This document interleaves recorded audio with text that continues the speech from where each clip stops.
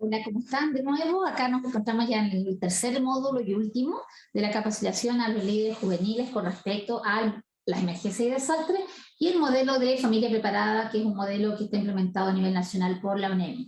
Vamos con la presentación final y luego que estemos en esta presentación vamos a pasar a un archivo digital donde está el modelo para irlo revisando paso a paso. Vamos con la presentación, por favor.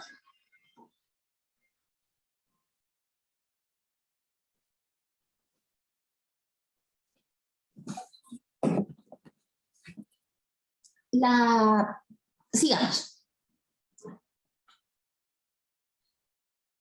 Ya, para dar continuidad a lo que hemos visto, repasemos. Primero, las emergencias pueden ocurrir siempre, sí. Recuerden que hay emergencias naturales que no las podemos anticipar, no las podemos medir, como el caso de los terremotos. Ya no es posible medirlo, pero sabemos que van a ocurrir. Dice, puede ser de causa natural o por acción del hombre. Recuerdan que hablábamos que las naturales tienen que ver mucho con la geografía. Los volcanes, mares, ríos, desprendimientos de tierra, situaciones meteorológicas, lluvias, tormentas, nieve, pero también tenemos algunas situaciones que son emergencias por causa humana, por ejemplo, las contaminaciones, los derrames, de repente construir en zonas que van a generar erosión, talar árboles que tienen además un efecto de control del suelo, por tanto muchas de las emergencias ocurren por el hombre. Se debe conocer siempre las amenazas, la vulnerabilidad y eso nos va a medir el riesgo. Recuerden que la amenaza es todo lo que está afuera, me rodea en mi entorno, por ejemplo, familiar. Puede ser la amenaza el volcán, el mar, o puede ser la amenaza el comportamiento humano. Por ejemplo, justo en ese lado están haciendo una quema de pastizales, ¿ya? Ahí tenemos varias amenazas. La vulnerabilidad es cómo yo me podría enfrentar frente a esa amenaza. Claramente, si yo tengo un muro cortafuego que rodea mi hogar a una distancia que defina una seguridad, esa amenaza que está presente, porque ahí es una quema de pastizales, hace que mi protección, la vulnerabilidad, baje. Si yo no tengo nada, no tengo ninguna protección, no tengo ni siquiera alcantarillado ni red húmeda de agua, claramente esa amenaza se suma a una alta vulnerabilidad y por lo tanto el riesgo será mayor. Por tanto, esta es una tríada de 3 elementos que se unen y se relacionan: amenaza, vulnerabilidad y riesgo. Eso cuando las mamás dicen siempre hay riesgo, es verdad. Pequeño o mayor, es verdad. Pero siempre en el equilibrio que yo logre hacer entre la amenaza y cómo yo me preparo ante la amenaza, puedo hacer bajar el riesgo. La siguiente. Bueno, así surge el tema, obviamente, de modelos familia preparada. No olvidar que para eso tengo que partir por el autocuidado. Hay que estar preparado antes que la emergencia ocurra. El momento de andar buscando las pilas para la linterna cuando estamos en pleno temblor, créanme que no es el momento, ¿ya?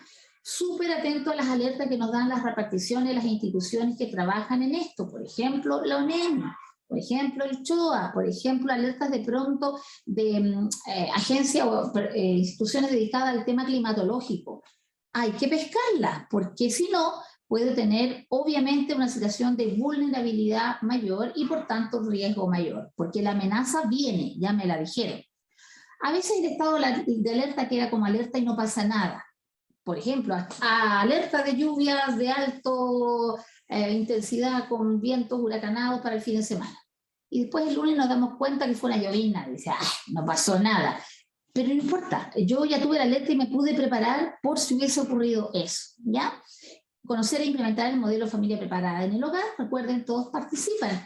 En esta lámina que les puse acá, si ustedes se fijan, tengo una amenaza, que es esa especie como de acantilado y el río, y tengo una situación de alta vulnerabilidad de esa casa en el borde río. ¿Cómo puedo bajar esa vulnerabilidad? Va a ser, por ejemplo, desplazando la casa a una distancia mayor de la zona que pudiera ser inundable. ¿Y quién me dice la zona inundable? La historia. La historia te dice que este río cuando se salió llegó a una altura de 3 metros. Por lo tanto, si yo sé que acá están los 3 metros, me desplazo más de esa distancia. ¿Ya? La siguiente. La siguiente. Recuerden, siempre, antes de partir, tengo que medir la amenaza, porque la emergencia va a ocurrir. Tengo que identificar mis amenazas, mis vulnerabilidades y claramente las amenazas por causa humana y por causa natural. La siguiente. Así que corramos en eso porque tenemos pega. Acá un ejemplo de lo que puede hacer que una comunidad o una familia esté bien o esté vulnerable. Cuando yo hablo de una comunidad resiliente, una comunidad que a pesar del problema es capaz de sobrellevar y salir adelante. Vamos a ver un par de casos, lo voy a revisar después. Fíjense, la comunidad no sabe dónde ir en caso de emergencia. Claramente la pone vulnerable. ¿Cómo yo lo puedo mejorar? Es que la comunidad ha identificado y señalizado ya condiciones los lugares para una ruta segura, donde obviamente tiene que haber un acceso seguro, tiene que haber iluminación, elementos que le den seguridad. Por tanto, si ustedes midieron esa amenaza, la idea es buscar una solución para esa amenaza. No quedarme en la amenaza nomás. Sí, vivo al borde del río, pucha, qué pena. No, tengo que hacer algo para recuperarlo. Otro ejemplo.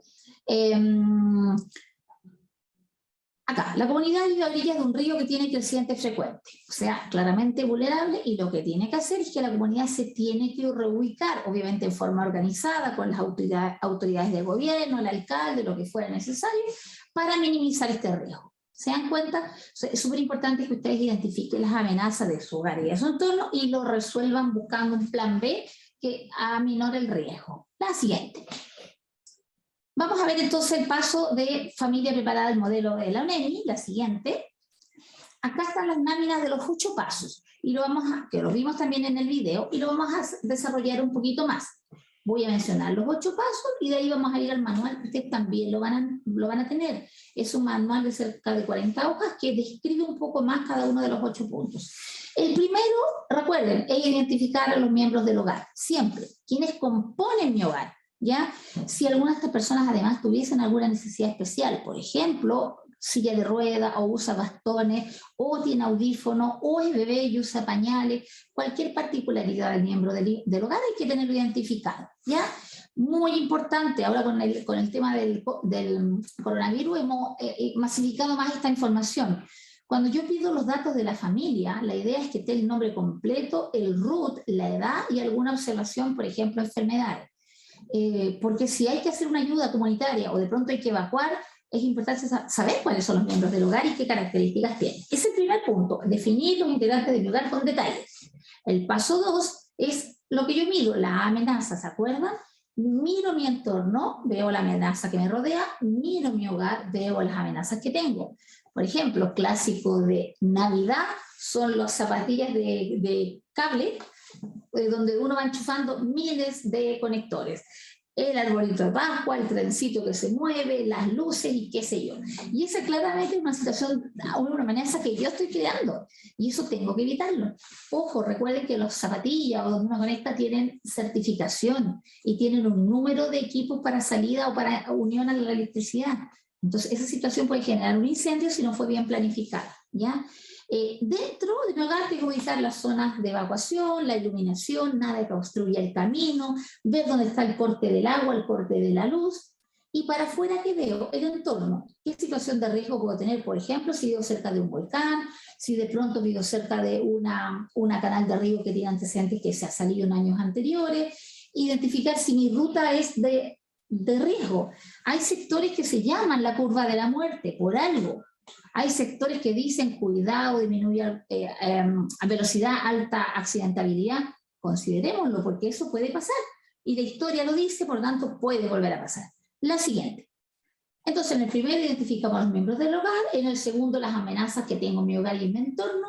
El tercero, tiene que estar definido el lugar de protección de su hogar, el lugar seguro de su hogar. ¿Es al exterior? ¿Es al interior? ¿Es en el antejardín? ¿Cuáles son mis zonas seguras de evacuación? Y donde obviamente no tiene nada que obstruir el paso, tiene que tener buena iluminación. Cuidado con las alfombras y chopinos que no tienen agarre al piso porque uno se resbala con la velocidad, puede tener una caída fea. Cuarto punto, hago un mapa. Y acá no hay que contratar un arquitecto. Hay que imaginarse que uno es un dron y mira de arriba la casa. Ya es una especie de esquema. Los que juegan Minecraft, no sé cómo se llama ese juego, están siempre trabajando con planos. Es un cuadrante donde yo identifico la puerta de salida, las puertas de entrada y miro de arriba qué hay en cada parte. La primera puede ser un living comedor, tal vez la habitación de alguien, el baño, una habitación a lo mejor posterior que se arrienda, no lo sé, pero hay que mapear, hay que dibujar, ¿ya? En el paso 4 perdón, y en este plano de dibujo que yo hice, marco las zonas de rojo si son riesgo y verdes si obviamente son seguras. ¿Dónde están las llaves? La siguiente. Vamos a ver el tiempo. Aquí hay que dar tareas. Aquí nadie es tan chico como para no cumplir una instrucción. En la medida que la persona ya tiene capacidad de hablar y tiene capacidad de entender una instrucción, la puede cumplir. Es súper importante dar tareas. Por ejemplo, ¿quién cierra la llave de paso del agua? ¿Quién cierra la llave de paso de la luz? Yo me recuerdo cuando fue el terremoto que fue en el sector de la quinta región, el año, no me acuerdo, el anterior, 2005 puede haber sido. Mi mamá le tiene mucho pánico a los temblores, se desbloquea, o sea, cero porte, bloquear, es un bulto que hay que mover. Y eso teníamos que saberlo, porque es un miembro del hogar que hay una característica especial y claramente tenía que cumplir otro rol porque no era ella la que iba a ir a entrar a la casa a cortar el gas. ¿Y quiénes íbamos? Las hijas. Yo tenía la labor del corte del agua, el corte de la luz, y mi mamá tenía otras labores. Por lo tanto, teníamos roles definidos y hay que respetar las características de cada uno, ¿ya? El paso 6, teléfonos de emergencia. Todo tiene que estar claramente identificado. Recuerden el ABC. Ambulancia, bomberos, carabineros, 131, 132, 133. Y pueden agregar otro teléfono de importancia, como por ejemplo el colegio de los hijos, la oficina de la mamá o del papá. Hay que identificar el lugar de trabajo, tal vez donde yo pueda ubicar a alguien. Y esos teléfonos tienen que irse actualizando. Si hubiese algún cambio del teléfono, por ejemplo, del colegio, tiene que actualizarse la información. 2 más y terminamos con los 8 pasos. A Félix. Ya, el paso 7, el kit, este me encanta, la mochila. La mochila no es que traten de comprar una mochila que aparezca en internet así, wow, turbo, que se mueve sola. No, es una mochila que ustedes tengan en su casa, reciclen alguna que los hijos tal vez dejaron del colegio que ya no usaron el año anterior, casi no fueron al colegio, no lo sé. Busquen una mochila que esté cerrada, que tenga cierre en buenas condiciones, idealmente impermeable. Y si no tengo una mochila impermeable, no importa, le meto adentro una bolsa de basura grande, la uno bien a los bordes y ahí voy a ir guardando las cosas. El kit básico tiene que ser idealmente esta mochilita para que dure para 3 días, idealmente, asumiendo que esta emergencia puede durar más de 3 días. Si hay más miembros adultos, puede haber más de una mochila. ¿Y qué me aseguro que hay en esa mochila? Por ejemplo, botiquín, linterna, radio, algunas cosas de primeros auxilios, encendedor, algún método que vamos a ver, elementos que tienen que estar ahí. Uno de repente que no haya que regalar para Navidad, para invierno, alguna cosa, puede, o para el cumpleaños, puede ser esta una perfecta idea, con un mensajito, un regalito para calmarnos tu kit de emergencia.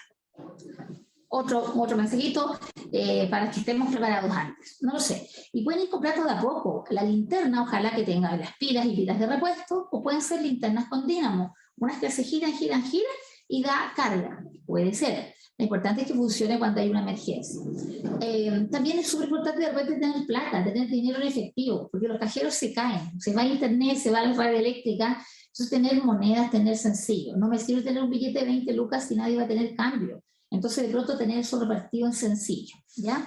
Y el paso 8, último y final, es una vez que tenga todo organizado, tengo que hacer un simulacro. Planifiquen. Lo pueden no avisar, pero se pueden asustar. Entonces, vean ustedes la forma dependiendo del perfil de sus integrantes del hogar. Y pueden decir, ya, mira, tal día vamos a hacer simulación de un terremoto. Y alguien, obviamente, que tiene que estar en el show de la simulación, apagará el corte de luz, generará el corte necesario para que se le dé el realismo a este simulacro. Y deberían estar los roles definidos. ¿Quién evacuó a la persona? ¿Quién tomó a la abuelita? ¿Quién se llevó la mascota? ¿Quién agarró la mochila? ¿Quién cortó la gas y el agua? Hay que revisarlo. ¿Ya? Vamos a la siguiente. Acá otra imagen que claramente hay muchas situaciones de riesgo.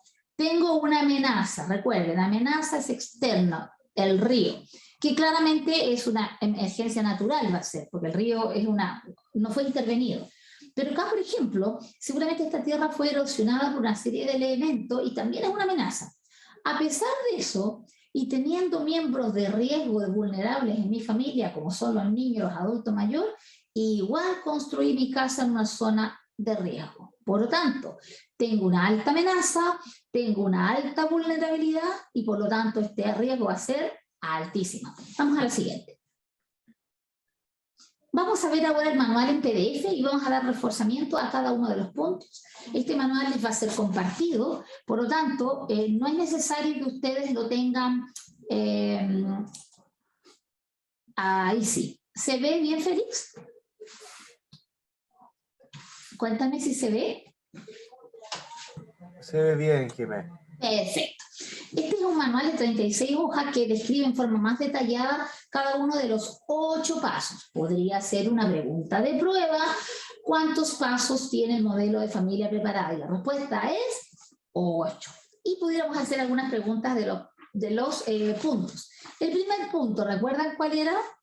El primer punto aparece en la página 4 y decía que yo tengo que definir mi miembro del grupo familiar. Y acá da una ayudita, hace una tabla que puede ser hecha manual o en computador, lo importante es que sea legible.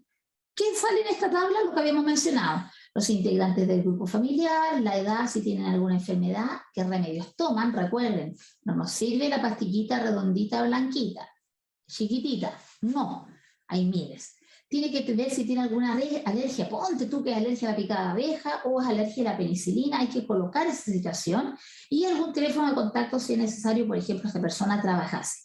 Para que no se moje, ¿qué le van a poner? Una bolsa nylon, o como estas fundas que hay de documentos muchas veces en la librería.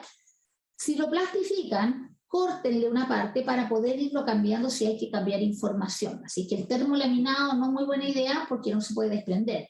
Pero la funda nylon o un plastificado normal plástico, perfecto, con el cortecito para actualizar. ¿Cómo voy a ver si hago bien? Ustedes se van a evaluar y van a hacer un checklist, un tick en cada una de estas cosas que al final les dice si lo hicieron bien. Por ejemplo, te dice, elaboraste el listado con todos los miembros, consideraste las necesidades de cada uno, estableciste números de contacto. Yo tengo que llegar a tener los tres tips. Bueno, 7. Si no, este punto 1 no lo tengo logrado. En el punto 2 es lo mismo. Acá identifico las amenazas. ¿Qué amenaza? Las que tengo en mi hogar y las que tengo en mi entorno. Recuerden, amenazas de origen natural, volcán, ríos, no sé, zonas inundables, mar. Y ahí yo tengo obviamente una situación de amenaza que tengo que identificar. Pero también puedo tener una amenaza interna. Ponte tú que mi papá trabaja en pintura. Es pintor y por lo tanto tiene en su bodeguita que está al lado del patio, tiene diluyente, tiene aguarrás, no sé si se usa todavía, pero tiene barniz, tiene elementos que son inflamables, ahí hay una amenaza. Por lo tanto, yo tengo potenciando la amenaza de afuera, la amenaza de adentro. Si alguien trabaja con elementos que son fácilmente estallables, por ejemplo, balones de gas o tiene balones de oxígeno, eso también son situaciones de amenaza, ¿ya? A lo mejor no están en el living, pero si están en el entorno del vecino o mi patio, créame que es una amenaza igual, ¿ya? Y tengo obviamente que identificar las amenazas naturales. Y las amenazas, la idea es que yo defina una solución. Recuerden que lo habíamos hablado. No basta con que yo me quede diciendo, este mueble me puede tapar la salida. Oh, qué pena. No, pues, o cambio el mueble, o fijo el mueble, o defino otra hora, otro lugar de salida. Pero hay que buscarle una solución. Otro ejemplo, tengo escaleras de emergencia porque no tienen luz. Esa es la amenaza. ¿Qué tengo que hacer? Ponerle luz, identificarla, ver que la manilla de soporte esté buena, ¿ya? Como me evalúo, hago el checklist. Este va a ser su autoevaluación con la honestidad que yo sé que tienen, se evalúan cómo está su familia, ¿ya? El otro punto es igual, ahora el tercero es lugar seguro. Recuerden, no siempre lugar seguro es evacuar. A lo mejor, si usted está en borde de carretera de alto tráfico y evacúan, va a haber otro problema. Entonces identifiquen bien objetivamente cuál es la zona segura. No necesario salir evacuando muchas veces, ¿ya? Si yo defino que tiene que haber evacuación, tengo que tener identificada y conocer las rutas de salida, ¿ya? Señaladas, iluminadas. Ojo, que si me llegan amigos para vacacionar a mi casa, ellos tienen que conocer estos elementos también, aunque vengan de paso, porque ponte tú que esa semana que vinieron de vacaciones, algo pase, ¿ya? El otro punto que tenemos que identificar es el mapa. Recuerden, no contraten un arquitecto, imagínense que son un dron y están mirando desde la superficie más alta este hogar y este entorno. Mi hogar, mis patios, mis vecinos. Si mi hogar está al lado de una compañía que vende gas, claramente hay una amenaza, tengo que marcarla con un color de amenaza, rojo. ¿Cómo van a saber si está bien? Se chequean. Y el chequeo tiene que estar ahí. Sugiero que sometan a la evaluación el dibujito. Tiene que ser entendible, porque si no, la verdad no va a cumplir su objetivo. Este mapita le puede llegar a servir incluso a un miembro, por ejemplo, de bomberos. Ustedes evacuaron y tienen que, la duda si se evacuó, por ejemplo, un arrendador que tiene usted en el patio, una casita que construyeron atrás. Llegan los bomberos, ayudan, y dice, bombero, señor bombero, mire, este es el mapa de mi casa, esta zona no sabemos si está el residente don Juan. Entonces, con ese plano, ese mapita, los bomberos pueden movilizarse, y es súper potente ese dibujo que parece tan básico, puede ser de gran ayuda. En el caso, vamos ya al punto 5, nos quedan 3. Roles de la emergencia, cada uno. Fíjense, la abuelita tiene pega, el papá, la mamá, todos tienen pega. ¿Ya? Va a ir dependiendo de la edad, la complejidad, obviamente la fuerza, las condiciones de pronto especiales. Como evalúo, me hago un checklist. El checklist, fíjese que dice lo mismo. Dice, identificó tareas por cada uno de los miembros, asignó tarea a todos y tiene en cuenta que algunas pueden tener alguna situación de discapacidad. Ahí tengo mi tarea cumplida. Vamos al 6, ya nos queda poquito. El directorio, recuerden, no se confíen en la memoria del celular. Acá vamos a volver a la típica libretita con índice alfabético que tenía nuestro papá al lado del teléfono cuando había teléfono de disco, ¿ya? Así se me cayó el carnet. Uno que manejaba o la guía telefónica y también manejaba esta libretita de contacto. Es una excelente idea, lo guardan dentro de una bolsita Ziploc. No estoy auspiciada por Ziploc, pero la idea es una bolsita impermeable, que es sello, ¿ya? ¿Y qué van a colocar? Teléfono de los bomberos, los carabineros. Acuérdense del ABC. Ambulancia, bomberos, carabineros, 131, 132, 133, tienen que estar en los contactos, más algún director de contacto importante. ¿Dónde está mi hija? A lo mejor el colegio, o mi mamá vive, trabaja en algún local. Identificar esos contactos, esos teléfonos y los actualizando. Es súper importante.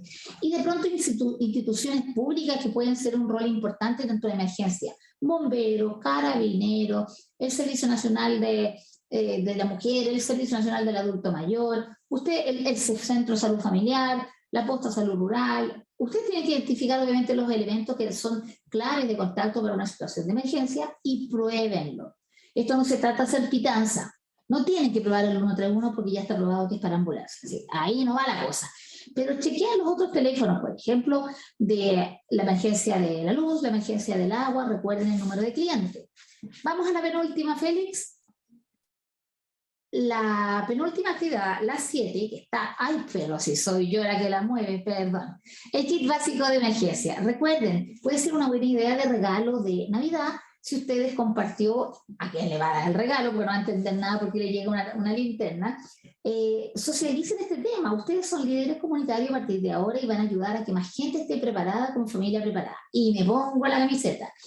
Entonces puede ser dentro de esta compartimiento de información que ustedes van a hacer en sus redes sociales, con sus amistades, van a publicar que están trabajando en esto, autocuidándose también. Este elemento, esta acción de capacitarse en emergencia, amerita tener una mochila de emergencia. Y ustedes en base a eso van ayudando al cambio. Y acá salen algunos elementos básicos que ya lo habíamos mencionado, como por ejemplo botiquín, mascarilla, material de higiene. Si se cortara el agua en una situación de emergencia, las toallitas húmedas son la salvación. No va a ser como un lavado de pelo y una ducha, pero claramente créanme que ayuda mucho. También tienen que colocar dinero en efectivo y ustedes, como van a ver si están bien, chequeen. Es súper importante que estén los medicamentos de las personas que toman medicamentos. Porque cuando hay una emergencia grande, pensando por ejemplo en un terremoto, los primeros 2 o 3 días de las consultas en la urgencia, créanme que son las lesiones. Los esguinces, las caídas, las suturas, las lesiones traumáticas. Pero después del 3er día, la gente que tiene una emergencia empieza a llegar descompensada de su patología crónica. El diabético, el hipertenso, el epiléptico, el asmático, el paciente nefrópata, todo descompensado. ¿Por qué? Porque como evacuaron la casa, hubo una emergencia y en su mochila de emergencia no estaban sus remedios, lleva 3 días sin tratamiento. Y los tratamientos crónicos son crónicos, o sea, son toda la vida. No es tomar o no me siento mal nomás, es fijo.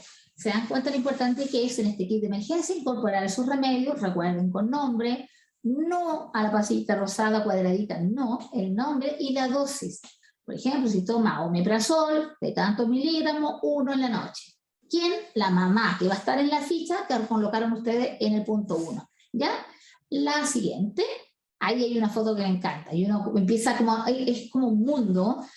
Muchos de estos están en las zonas de los campings, están en la actividad donde venden material para los equipos militares, del ejército, reservistas, los encuentran también en casas comerciales del retail, en el área de camping. Uno tiene que ir armando de poquito, y te vas entusiasmando y cada vez le vas poniendo un valor agregado. Si buscan una radio que es mágica en los cortes de luz, vean que sea una radio que tenga pila, que sea una radio que a lo mejor la puedan tener cargada mientras haya luz y cuando se desconecta, no hay electricidad, funcione. Porque ahí, créanme que la radio AM sobre todo es la que entrega más información en caso de estos temas. Oh, qué feo, está sonando, espérenme. Disculpe, tío, esto no lo tenía programado. Y el último punto es el punto 8 y final. Tiene que ver con practíquenlo, simúlenlo, háganlo. Ya, pónganse ahí el escenario de una emergencia y actúenlo. Después, obviamente, se sientan a evaluarlo como anduvieron. Porque si el que tenía que llevar la mochila se le olvidó la mochila, o el que tenía que cortar el gas no lo cortó, hay algo que mejorar. Y eso también es bueno, es una oportunidad de mejora. Yo los invito a hacer este trabajo. Las redes sociales nos pueden ayudar mucho, lo hemos visto en muchas actividades solidarias. Por tanto, utilicemos bien esa herramienta. Ustedes, no tengo la menor duda que manejan muchas más herramientas que nosotros de nuestro pasadito los 40. Entonces, úsenla, compartan esta información, ayuden a hacer un efecto dominó de réplica, que más gente lo escuche. Entonces, no hay que ser, insisto, ni enfermero ni bombero para estar haciendo estas actividades. Hay que ser miembro de una familia. Ya basta con que haya uno y es un hogar. Por lo tanto, es súper importante tener identificado esto. Y nuestra comunidad, no somos islas, nadie vive aislado, vivimos en una comunidad. Aunque no conozca el nombre del vecino, lo que a él le pase me puede afectar a mí. Y lo que a mí me pase lo afecta también a él. Somos vecinos, ¿ya? Eso es súper importante. ¿Cómo me evalúo? Que todos los integrantes hayan actuado dependiendo del rol que les dimos en los números anteriores y obviamente hayan practicado y haya funcionado. ¿Cuántas veces hay que hacerlo? Hasta que funcione bien. Y si funciona bien, hay que repetirlo por lo menos una vez al año o 2 veces al año. Si se integra un nuevo componente a la familia, obvio, hay que anotarlo en la hoja 1.1, actualizar, y va a tener que ser involucrado en el simulacro. Así es que yo los invito a trabajar en esta actividad. Acá hay un resumen de los puntos que obviamente tienen que trabajar. Y acá hay una ayuda súper buena. Al final te da recomendaciones. Te dice, por ejemplo, si usted está realizando zona de amenaza, no olvide de ver en el baño las bombas antideslizantes. O sea, fijo. Si está midiendo las amenazas de los pasillos de la vía de evacuación, no olvide mirar, por ejemplo, los muebles y los estantes. Acá, desde la página, déjame ver, por la página 20, por ahí para adelante, te da torpedos, te da ideas. Así que hay que leerlo completito porque hay muchas ideas de solución que ya alguien las inventó. Y si se inventó y es buena, pues que copiémosla, porque para qué vamos a inventar algo nuevo. Acá te dice los componentes que tiene que tener el botiquín y hay un poquito más de detalle. Incluso aparecen los teléfonos que actualmente están vigentes y te entrega material que puede ser usado por ustedes para cuando empiecen a llenar la ficha. ¿Ya? Es importante que esté con letra clara, legible, y démosle. Yo no tengo duda de que ustedes están en muchas actividades, muchos de ustedes están terminando la media, están estudiando la educación, o están ayudando en la casa, o están trabajando y están con muchas cosas. Pero recuerden, la emergencia va a ocurrir, y va a ocurrir muchas veces sin aviso.